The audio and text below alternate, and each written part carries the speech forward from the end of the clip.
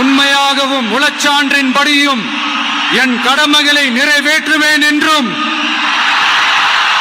அரசியல் அமைப்பிற்கும் சட்டத்திற்கும் இணங்க அச்சமும் ஒருதலை சார்பும் இன்றி விருப்பு வெறுப்பை விலக்கி பலதரப்பட்ட மக்கள் அனைவருக்கும் நேர்மையானதை செய்வேன் என்றும். For more than 3 decades, millions of people knew him by one name. Vijay. On screen, he was the hero, the man who could walk into a theater and make thousands of people stand up, the man whose dialogues became political slogans, the man whose fans built an entire culture around him. But politics is different. A film can be rewritten. A scene can be res hot. A bad performance can disappear when the next movie arrives. Government doesn't work that way. A decision made today can affect a family for years. A promise made during an election eventually becomes a question of money, administration, and implementation. And on May 10th, 2026, Vijay crossed that line. See, Joseph Vijay was sworn in as the Chief Minister of Tamil Nadu, becoming the state's 9th Chief Minister according to the official record of his government. For decades, Tamil Nadu politics had been dominated by the DMK and AIADMK. Now, a former film superstar was sitting at the center of the state's government, and that created a question far bigger than whether Vijay could win an election. Could he actually govern? Today, exactly 100 days into his administration, we can begin looking at the answer. Not through fan celebrations, not through opposition attacks, but through something much harder. What has actually been done? The first day tells you a lot about a new government. On May 10th, Vijay took charge, and the next morning, his government announced 3 major first-day decisions. The first was electricity. The government announced 200 units of free electricity for domestic consumers, subject to the stated eligibility structure. The second was women's safety. A dedicated women's safety force was announced. And the third was drugs. The government announced a statewide mechanism to tackle the drug problem. These weren't random announcements. They were 3 of the promises Vijay's political movement had campaigned on. And there was another major promise. A white paper on Tamil Nadu's finances. The government said it wanted to show the public the state's financial position before taking on new expenditure commitments. That immediately created 2 competing narratives. Supporters could say, he started delivering immediately. Critics could ask, can the state afford everything being promised? And that question is important, because announcing a scheme is easy. Paying for it year after year is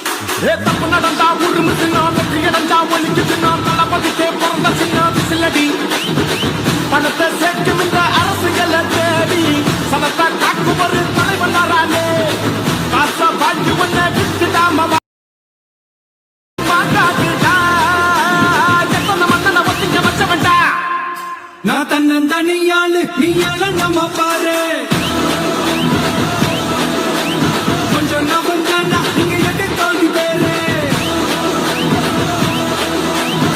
நல்ல police கேட்டு எங்க whistle சத்தம் கேட்டு நல்லவங்க வாழ நீ whistle கடி ஓட்டு. Electricity is one of those subjects politicians love to discuss because every household understands it. The promise is simple. Reduce the electricity burden on families.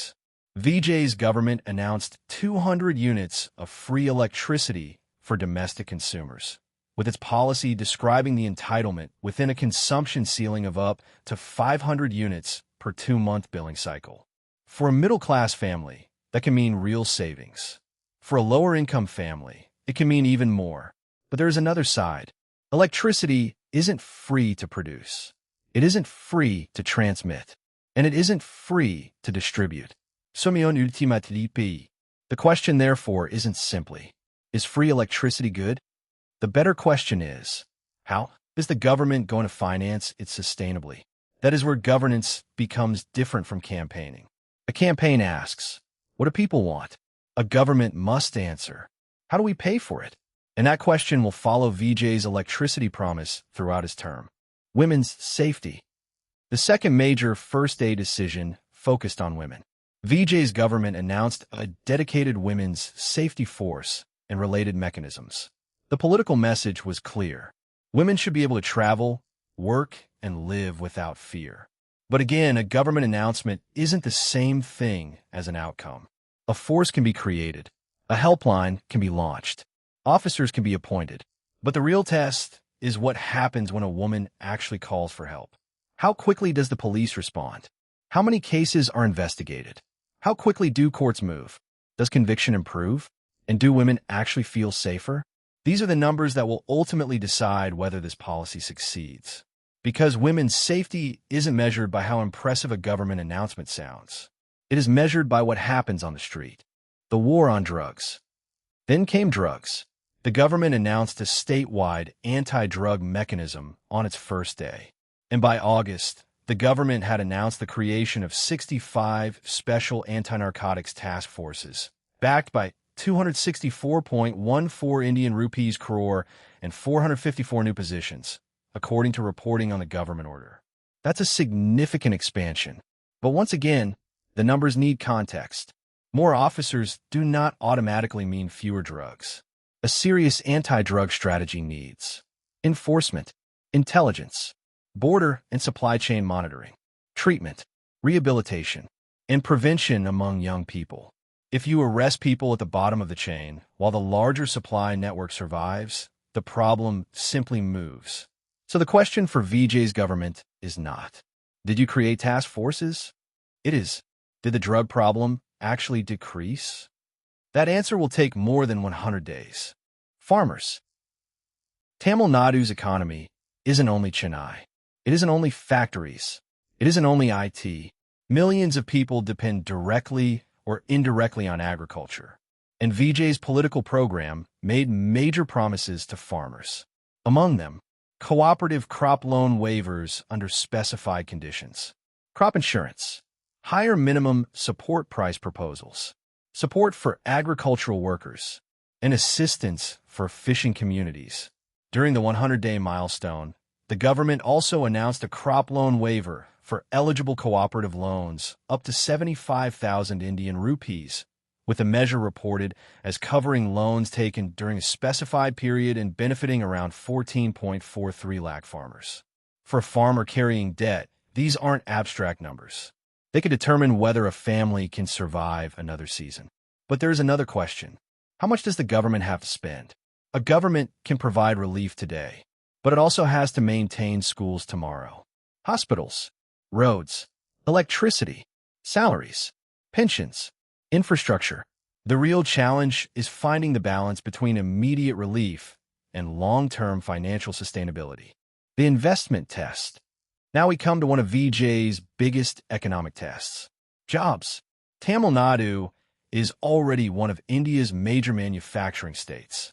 So Vijay doesn't just need investment. He needs new investment that actually creates employment and value inside the state. And during his first 100 days, the government announced major investment commitments. Reuters reported that Tamil Nadu signed 97 agreements worth 674.52 billion Indian rupees, with projected employment of more than 100,000 jobs. Foreign investors were also involved. The reported overseas investment agreements alone amounted to approximately 150.5 billion Indian rupees. Companies including Saint Gobain, Super Microcomputer, and Daimler India Commercial Vehicles were among the investors reported. On paper, those numbers are impressive. But here's the documentary question. A Mao is not a factory. An investment announcement is not automatically an operating plant. And a projected job is not the same as a person receiving a salary. So over the next few years, the real scorecard will be, how many projects actually begin? How much money is actually invested? How many jobs are actually created? And how many of those jobs go to people in Tamil Nadu? That's where Vijay's economic performance will really be measured. Women, youth, and jobs. Vijay's political program goes far beyond electricity. The government's governing agenda includes a 2,500 Indian rupees monthly support proposal for eligible women heads of households, free travel on government-operated buses, entrepreneurship loans, government recruitment targets, and youth-focused programs. There are also proposals involving internships, graduate support, and local employment requirements. These are ambitious promises. But ambition has a cost. Suppose a government promises thousands of new jobs. The government has to create the positions. Suppose it promises monthly financial assistance. The money has to reach bank accounts. Suppose it promises free travel. The transport system still needs to operate. That is why the next phase of Vijay's government will be much harder than the first 100 days. The first 100 days are about direction. The next few years are about delivery. Governance. One of Vijay's most interesting decisions was about how power itself would be organized. His government has described a model with a strong, centralized leadership structure. Vijay also retained important portfolios, including general administration and public works, while later portfolio arrangements placed key departments under the chief minister and senior ministers. Supporters can interpret this as decisive leadership. Critics can ask whether too much power concentrated around one person creates risks. And this is an important question for any government. Not just Vijay's. A strong leader can make decisions quickly. But institutions are designed to make government survive beyond one individual. A successful administration, therefore, needs both leadership and institution. The real test will be whether Vijay can build a system that functions efficiently even when the spotlight isn't on him. The financial question. And now we reach the hardest question.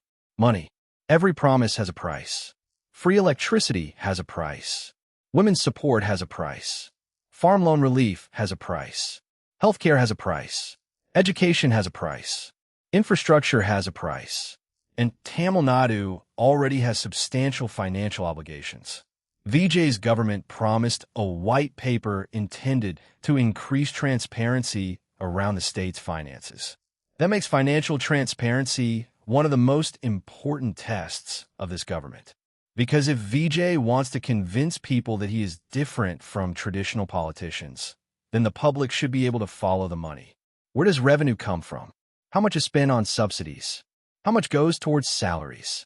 How much goes toward infrastructure? How much debt is being added? And most importantly, are today's promises creating tomorrow's problems? That is a question every government should have to answer. The political opposition. No government is judged only by its supporters.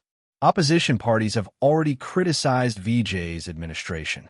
Some criticism has focused on whether his government is genuinely introducing new policies or continuing and rebranding programs associated with previous governments. Other political opponents have challenged the government's record on farmer-related promises. Those criticisms should not simply be accepted as facts, but they should not be ignored either. A serious documentary has to give the opposition its strongest argument. Then test it. If the opposition says, this is just rebranding, we ask, which scheme? Who originally introduced it? What has changed? What has the new government actually implemented? If the opposition says, this promise hasn't been delivered, we ask, what was promised? What is the deadline? What has actually happened? That is how political journalism should work. The first 100 days. So now we arrive at the number everyone talks about. 100 days. But should 100 days determine whether a chief minister is successful? Probably not. A government doesn't transform an entire state in 3 months. Hospitals take years. Factories take years. Roads take years. Education reforms take years. Employment programs take years. But 100 days can tell us something important. It can tell us, what does this government care about? And Vijay's first 100 days give us some answers. Electricity, women, drugs, farmers, investment, jobs, financial transparency. These aren't small issues. They touch millions of people, and there are already concrete actions and announcements to examine. The government itself has highlighted initiatives, including the 65 anti-narcotics task forces, farmer support, skill programs, housing, investment commitments, and other welfare measures as achievements of the first 100 days. But there is a crucial distinction. An announcement is an action, but it is not necessarily an outcome, actor or administrator. And perhaps this is the most interesting part of Vijay's story. The man who spent decades performing fictional characters now has to deal with very real consequences. As an actor, Vijay could walk onto a set and the world would temporarily revolve around him. As chief minister, the world does not revolve around him. He has to work with bureaucrats, police officers, ministers, engineers, teachers, doctors, farmers, industrialists, opposition party, courts, and millions of citizens who didn't vote for him. That is the difference between celebrity and leadership. Celebrity is about attention. Leadership is about responsibility. Celebrity asks, do people love me? Leadership asks, did people's lives improve? And those are completely different questions. So, has Vijay succeeded? After 100 days, the honest answer is, it's too early for a final verdict. But it isn't too early to see the direction. His government has moved quickly on several campaign commitments. It has announced major welfare measures. It has launched anti-drug structures. It has taken steps on farmer relief. It has pursued large investment commitments. And it has placed financial transparency among its stated priorities. At the same time, many of the biggest promises will only be truly testable over a much longer period. Will investment become factories? Will investment become jobs? Will free electricity remain financially sustainable? Will women's safety actually improve? Will the anti-drug campaign reduce the problem? Will farmers experience lasting improvement? Will government finances remain under control? Those questions cannot be answered with a press conference. They require data. Before Vijay became the chief minister of Tamil Nadu, there was already a question about whether he was ready for politics. During the 2026 Tamil Nadu election campaign, Karnataka Deputy Chief Minister D.K. Shivakumar described Vijay as an immature politician. Mr. Vijay is an immature politician. He doesn't know maturity. I think he might have that TMC with him, that's all. Indian National Congress is not with him. He might have TMC with him. The Indian National Congress is with DMK.